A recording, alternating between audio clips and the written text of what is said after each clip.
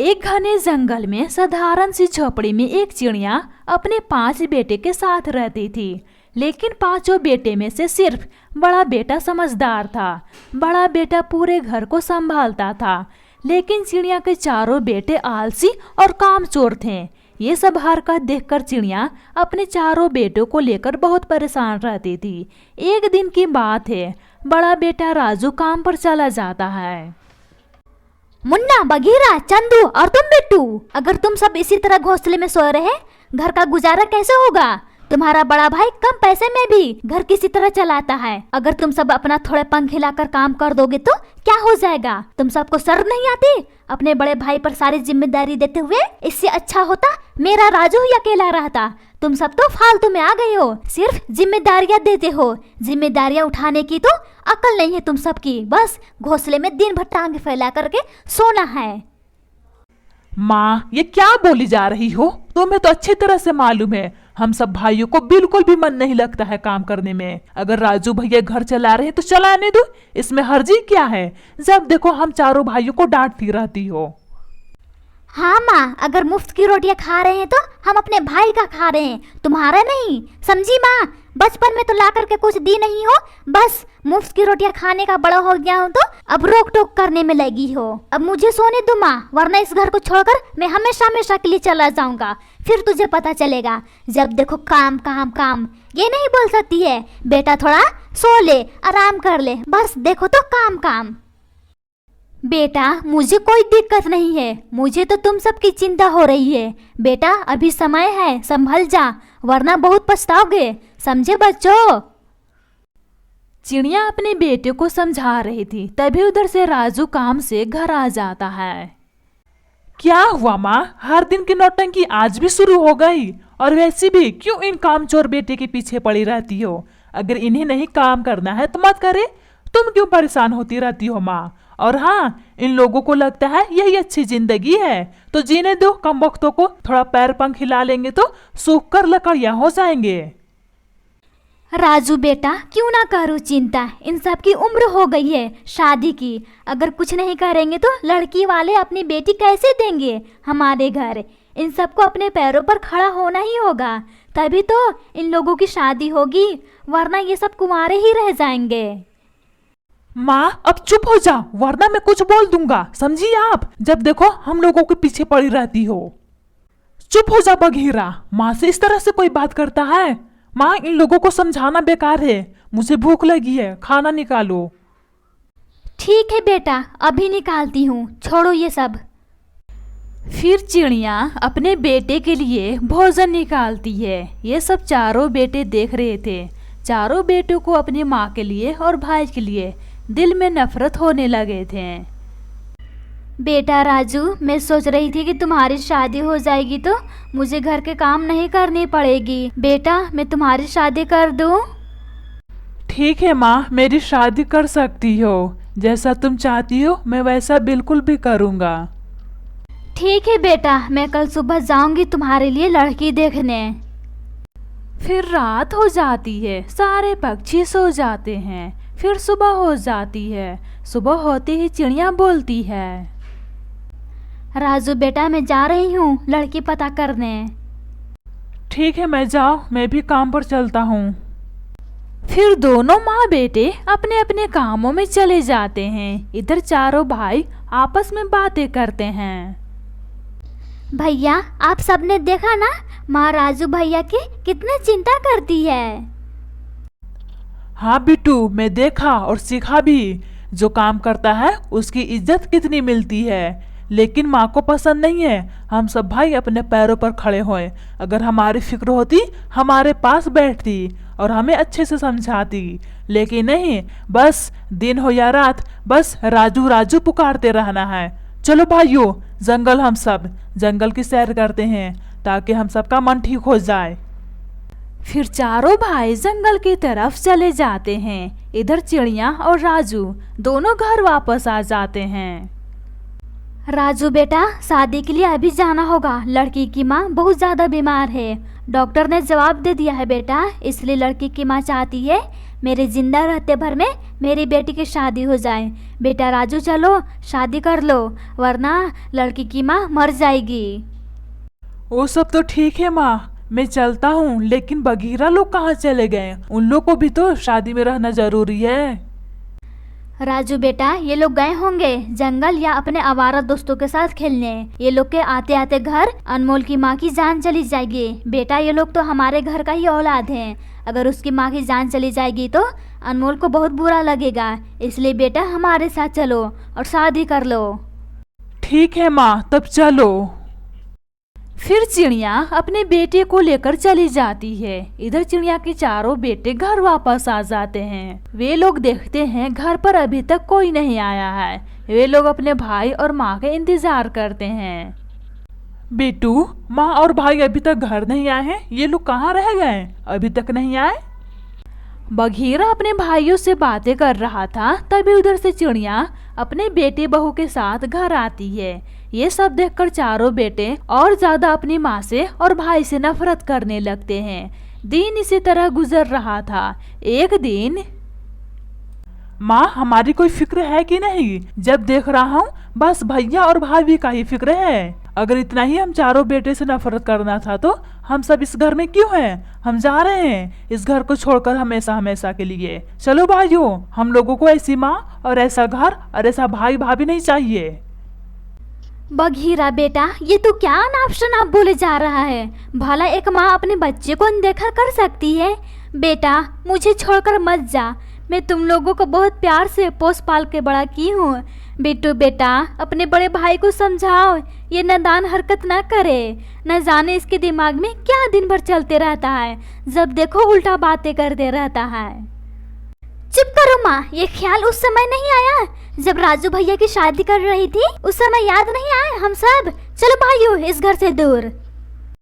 बेटा बिट्टू, ऐसी बात नहीं है, ऐसे हालात ही आ गए थे, मुझे जल्दी शादी करनी पड़ी। और वैसे भी तुम सब घर पर भी तो नहीं थे बेटा। मुझे छोड़कर मत जाओ बेटा, मैं नहीं रह पाऊंगी तुम लोगों के बिना। ये क्या नादान वाली बातें करते रहते हो तुम सब? मत जाओ बेटा, मत जाओ मुझे छोड़कर।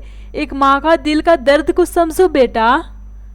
माँ हम लोगों को कुछ भी नहीं सुनना है, हम लोग जा रहे हैं। इतना बोलकर बघीरा अपने भाइयों को लेकर जंगल की तरफ चल पड़ता है। पीछे से चिड़िया भी चल पड़ती है। उड़ते उड़ते दूसरे जंगल चले जाते हैं। तभी उधर से चील आकर चिड़िया का रास्ता रोक लेता है। ए चिड़िया, अब तू मेरा भोजन बनेगी। मैं कब से तलाश कर रहा था शिकार, लेकिन ईश्वर ने मेरी प्रार्थना सुन ली। आहा। देखो चील, मुझे जाने दो, मैं अपने बेटे को मनाने जा रही हूँ। मेरा समझ जाया नहीं करो, समझे? बघीरा बेटा मुझे बचाओ, बेटा मुझे बचाओ। ये चील हमारा रास्ता रोक लिया है, मुझे खाने वाला है, बेटा मुझे बचाओ। फिर चिड़िया के बेटे पीछे मुड़कर देखते हैं। तभी चील अचानक से चिड़िया पर हमला कर देता है। फिर चिड़िया जमीन पर गिर जाती है। ये सब देखकर चारों बेटे जल्दी से अपनी माँ के पास आते हैं। उधर से राजू और अनमोल भी आते हैं। माँ ये क्या हो गया? उस चील ने हमला कर दिया। माँ उठ जाओ, मैं तुमसे नाराज नहीं हूँ। भैया हम लोगों को माफ कर दो। ना हम गुस्सा होते, ना हम जंगल की तरफ भागते। भैया माँ हम लोगों को माफ कर दो, हम लोगों को ऐसी हरकत नहीं करनी चाहिए था। मेरा बच्चा, मेरा जान के टुकड़ा, मुझे तुम लोगों से कोई शिकायत नहीं है बेटा। बस तुम सब दिल से मुझे माँ बोल दो, बस मैं उतना ही मैं खुश हो जाऊंगी। राजू बेटा अपने भाइयों का ख्याल रखना बेटा। माँ इतना बोलकर चिड़िया अपना दम तोड़ देती है। माँ तुम हम सबको क्यों छोड़कर चली गई? माँ मुझे माफ कर दो। माँ मैं अच्छा बेटा नहीं बन पाया। माँ वापस आ जाओ। माँ वापस आ जाओ। मेरी हरकत की वजह से आज तुम दुनिया में नहीं हो। माँ मुझे माफ कर दो। माँ मुझे माफ कर दो। हाँ माँ, हम सबको माफ कर दो। अपनी जिम्मेदारी को हम नहीं उठा पाए। माँ, मुझे माफ कर दो। माँ, मुझे माफ कर दो। मेरे छोटे भाइयों, तुम सब नहीं रो। माँ बोलकर अभी गई है ना, अच्छे से रहना। चलो भाइयों, घर, हमारा घर इंतजार कर रहा है। जो हो गया उसे भूल जाते हैं। और हाँ, तुम सब अपनी अपनी जिम्मेदारियों को समझो भाइयों, समझो। अगर अपनी जिम्मेदारियां को समझते, आज माँ कितनी खुश होती और हमारे साथ होती। लेकिन कोई बात नहीं, जो होना था हो गया, उसे भूलकर हम आगे बढ़ते हैं भाइयों। फिर सारे पक्षी घर आते हैं और अपनी जिम्मेदारियां को समझते हैं। चिड़िया की अधूरी ख्वाहिश को पूरा करते हैं। सुंदरवन जंगल में 2 सगी बहनें रहती थीं। छोटी बहन का नाम था गुलाबो। गुलाबो अपने परिवार के साथ बहुत गरीबी झेल रही थी। इधर पास वाले जंगल में गुलाबो की बड़ी बहन मीनू रहती थी। मीनू अपने परिवार के साथ हंसती खेलती जिंदगी बिता रही थी, क्योंकि मीनू बहुत ज्यादा अमीर थी। एक दिन, अनमोल बेटा, मैं जा रही हूँ अपने दीदी के घर काम करने। अपने बीमार पिताजी का ख्याल रखना। और हाँ बेटा, जब तक मैं ना आऊँ, घर से बाहर बिल्कुल भी नहीं जाना। ठीक है मम्मा, तुम जाओ, मैं पिताजी का अच्छे से ख्याल रखूंगी। और हाँ माँ, मैं बाहर बिल्कुल भी नहीं जाऊंगी। तुम बेफिक्र होकर के जाओ काम करने। ठीक है मेरी अनमोल, मैं जाती हूँ। फिर गुलाबो उड़ते उड़ते मीनू के घर पहुंच जाती है और फिर मीनू उसे डांट लगाती है। क्या रे गुलाबो, इतनी देर क्यों कर दी काम पर आने में? तुझे नहीं मालूम है हमारा घर कितना बड़ा है? अगर तू समय से नहीं आएगी तो हमारा घर समय से कैसे साफ होगा? और हाँ, अगर तू समय से नहीं आएगी तो उसके हिसाब से तुम्हारी तनख्वाह कट जाएगी, समझे तुम? अब जा, काम पर लग जा। जब देखो हरदम। दीदी, मेरी सैलरी मत काटना, बहुत मुश्किल से घर अपना चलाती हूँ। और हाँ, अगर कभी कभी मैं लेट हो जाऊंगी तो उसके बदले में मैं उस दिन ज़्यादा काम कर दूंगी। लेकिन दीदी, मेरी सैलरी मत काटना, मैं तुमसे विनती करती हूँ दीदी। चलो, अकल की बात तो की है तूने। ठीक है, तेरा फैसला मुझे मंजूर है। चल अब काम पर लग जा। और हाँ, सबसे पहले झाड़ू लगाना, तब फिर बाकी का काम करना, समझे तुम? फिर गुलाबो झाड़ू लगाती है, फिर खाना बनाती है, खाना बनाकर बर्तन धोती है। इसी तरह सारा काम कर लेती है। फिर शाम हो जाती है। दीदी, अब मैं घर जा रही हूँ। आज घर जाने में ज़्यादा ही लेट हो गई है मुझे। तू रुक यहीं पर, अभी मैं आ रही हूँ किचन से। फिर मीनू किचन में जाती है और रात का बासी खाना लाकर गुलाबो को देती है। ये ले गुलाबो, बासी खाना। बासी खाना मेरे घर कोई नहीं खाता है। मैं सोची फेंकने से अच्छा है कि मैं तुझे दे दूँ। ले जा घर और मिलजुल कर खा लेना। ठीक है दीदी, दे दो, अब मैं चलती हूँ घर। फिर गुलाबो बासी भोजन लेकर अपने घर वापस आ जाती है और अपने पति और बेटी को खाने के लिए देती है। मामा, मुझे सुबह से भूख लगी थी, भोजन खाकर तो मेरी जान में जान आ गई है। मामा, हमारे लिए हर दिन भोजन लेकर आना मौसी के घर से, ताकि उस भोजन को खाकर हम अपना पेट भर सकें। ठीक है बेटा, मैं हर दिन भोजन लेकर के आ जाऊंगी। चल अब सो जा, रात होने वाली है। कल मुझे सुबह जल्दी जाना होगा काम पर। अगर मैं लेट से गई, उसके बदले मुझे और ज़्यादा काम करना होगा और फिर मैं घर पर लेट से पहुंचूंगी। चल अब सो जा, मुझे जल्दी सुबह उठनी है। ठीक है मम्मा, सो जाते हैं। फिर रात हो जाती है, सारे पक्षी सो जाते हैं। फिर कुछ घंटों के बाद सुबह हो जाती है। ठीक है अनमोल बेटा, अपने पिताजी का ख्याल रखना, मैं चलती हूँ काम पर। फिर गुलाबो जल्दी जल्दी में अपनी बहन के घर पहुँच जाती है। आ गई तू कलमुही, पूरे 5 सेकंड लेट पहुँची है काम पर।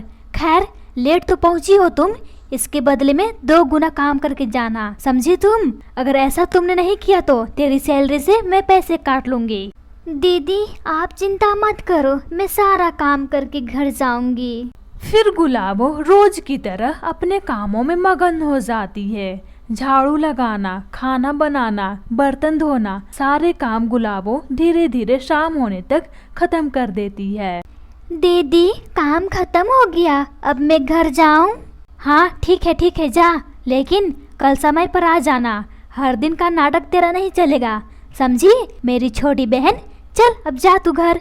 दीदी क्या आज बासी खाना नहीं बचा है? अगर है तो दे दो ना, मेरी बेटी भूखी है।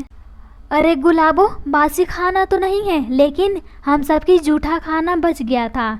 मैं अभी ला कर देती हूँ तुझे। और हाँ, बुरा नहीं मानना जूठा खाना पर, जूठा खाने में भी मेरा प्यार छिपा हुआ है। घर ले जाकर इसे अच्छे से खाना और मजे करना, और रात को अच्छी नींद। फिर मीनू किचन से जूठा भोजन बांधकर गुलाबो को देती है। ठीक है दीदी, अब मैं चलती हूँ घर। फिर गुलाबो अपने घर वापस आ जाती है। बेटा अनमोल, तुझे भूख लगी है ना? ले बेटा भोजन खा ले, तेरी मौसी ने प्यार से दिया है ये भोजन। खा ले बेटा, खा ले। ठीक है मामा, हम सब भोजन खाते हैं। फिर सारे पक्षी भोजन खाते हैं। फिर थोड़ी देर बाद खा लेते हैं। फिर रात हो जाती है। मामा कब तक हम सब बासी भोजन जूठा भोजन खाते रहेंगे? मामा ईश्वर हम लोगों को कितनी तकलीफ दे रहे हैं। अगर आज पिताजी बीमार नहीं होते तो हमारे लिए पैसे कमाते और हम सबकी ज़िंदगी अच्छी खासी होती, लेकिन अब कर भी क्या सकते हैं। बेटा अनमोल, समय के साथ साथ हमारा भी अच्छा दिन आएगा। चल अब सो जा, सुबह मुझे जल्दी काम पर जाना है। फिर सारे पक्षी सो जाते हैं। फिर रात से दिन हो जाती है। चल बेटा, मैं चलती हूँ काम पर। रोज की तरह अपने पिताजी का ख्याल रखना अच्छे से। इतना बोलकर गुलाबो अपनी बहन के घर चली जाती है। जाते ही वहाँ देखती है सब अपने अपने कामों में बिजी है। मिठाइयों की खुशबू पूरे घर में महकती है। तभी उधर से मीनू आती है। अरे तू आ गई, चल अच्छा किया आज जल्दी आकर। मेरे घर में आज खुशियों का दिन है। दीदी आज क्या है? कोई त्योहार है क्या जो मुझे नहीं मालूम है?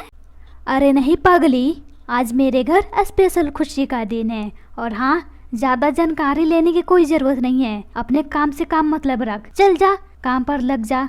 फिर से गुलाबो हर दिन की तरह आज भी वही काम करती है। बर्तन धोना, झाड़ू लगाना, धीरे धीरे वो सारा काम कर लेती है। फिर शाम हो जाती है। दीदी दीदी किधर हो? मैं जा रही हूँ घर। अभी आई गुलाबो, क्या सारा काम हो गया? ठीक है, चल जा तू अब घर। दीदी आज तो खुशी का दिन था, क्या मिठाई बची है? अगर है तो दे दो ना दीदी, मैं अपनी बेटी को खिलाऊंगी। मेरी बेटी को मिठाई बहुत ज़्यादा पसंद है। अच्छा एक बात बता तू, क्या तू भीख मांगने में एक्टर हो गई है क्या? हर दिन का तेरा यही नाटक रहता है, तुझे शर्म नहीं आती अपनी बहन से भोजन मांगते हुए? चल अब जा अपने घर। मिठाइयाँ चाहिए, मिठाइयाँ, जैसे लगता है मैं होटल खोल करके रखी हूँ। भिखारन कहीं के, अपने काम से काम मतलब नहीं रख सकते। गुलाबो अपनी सगी बहन का बात सुनकर उसका दिल सहम जाता है कि अपनी बहन का गरीब भी नहीं दिखाई दे रहा है। फिर वो उदास होकर रोते रोते जंगल की ओर चली जाती है और एक पेड़ के नीचे बैठ जाती है। हे ईश्वर, ये कैसी गरीबी है। मैं अपनी बेटी का पेट भी नहीं पाल सकती और ना ही बीमार पति का। मेरी सगी बहन मुझसे किस तरह की बातें की है। अगर कोई और होता हमारी मदद ज़रूर करता, लेकिन ईश्वर मैं कर भी क्या सकती हूँ, जितना मुझसे बनता है। गुलाबो रो रही थी, तभी उस पेड़ से आवाज आती है। चिड़िया, तुम क्यों रो रही हो? क्या तुम्हें तकलीफ है? कौन हो आप? कहाँ से ये आवाज़ आई? मैं आपको नहीं देख पा रही हूँ। प्लीज़ प्लीज़ आप मेरे सामने आए, मुझे बहुत डर लग रहा है। चिड़िया, मैं पेड़ बोल रहा हूँ, जिस पेड़ के नीचे बैठी हो। ये कैसा चमत्कार है? पेड़ भला बोलता है क्या? चिड़िया, मैं एक जादुई पेड़ हूँ, मैं बोलता हूँ। लेकिन तुम्हें क्या परेशानी है? तुम क्यों रो रही हो? पेड़ जी, मैं बहुत ज़्यादा गरीब हूँ। आज हमारे पास कुछ भी नहीं है। मैं अपनी बेटी को क्या खिलाऊंगी? मैं तो भूखी रह जाऊंगी, लेकिन अपनी बेटी को भूखी नहीं देख सकती हूँ। पेड़ जी, मैं क्या करूँ? मेरे पास कुछ भी नहीं है। अपनी बेटी और अपने पति को। चिड़िया, तुम रो मत, तुम्हारे दिल से निकली दुआएं कबूल हो गई है। आज से तुम गरीब नहीं हो, आज से तुम अमीर हो। अब तुम घर जाओ, रात होने वाली है।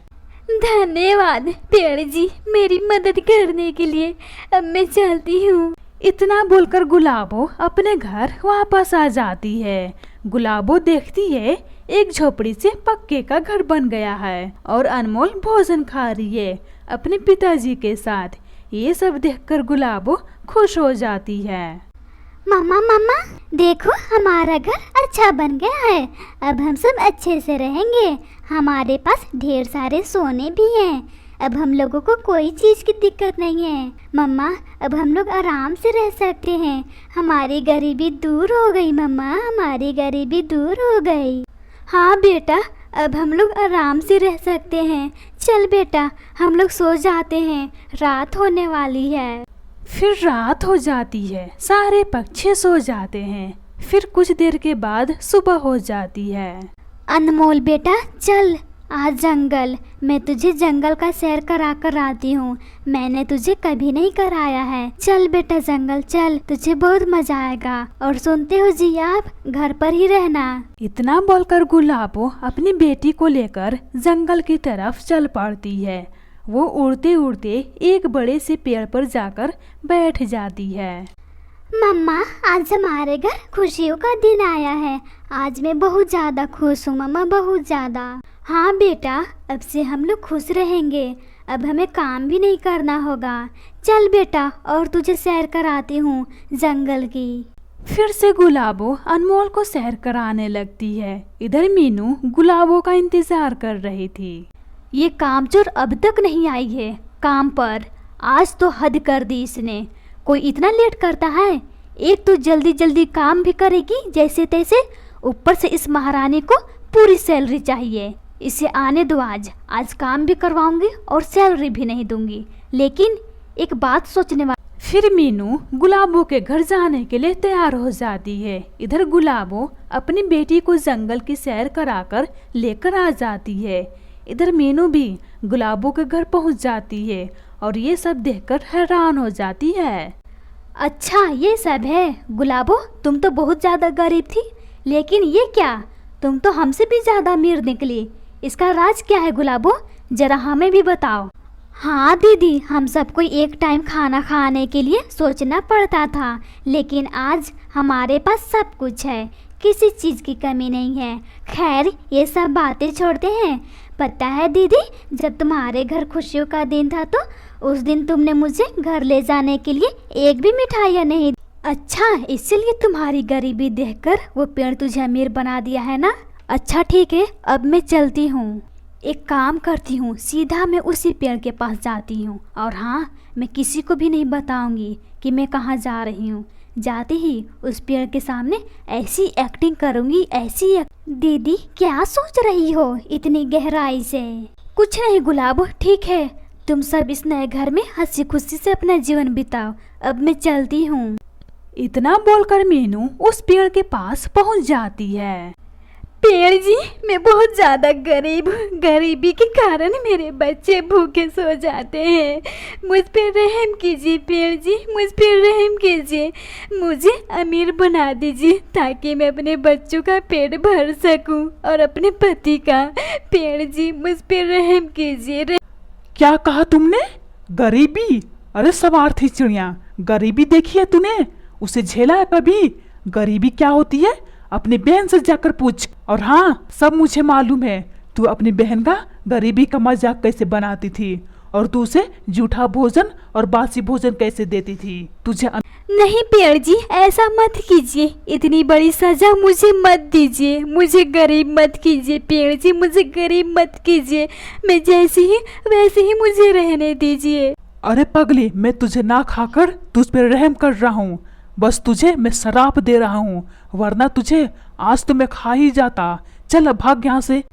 फिर मीनू अपने घर आ जाती है। अपने घर को घोंसले में देखकर उसे बहुत ज्यादा दुख होता है। मीनू देखो तुम्हारी लालची की वजह से हमें क्या क्या झेलना पड़ रहा है। मुझे माफ कर दीजिए, मेरी गलती की सजा यही मिला है। दोस्तों मेरी कहानी कैसी लगी हमें एक प्यारा सा कमेंट कर दें और हमारे चैनल को सब्सक्राइब कर दें।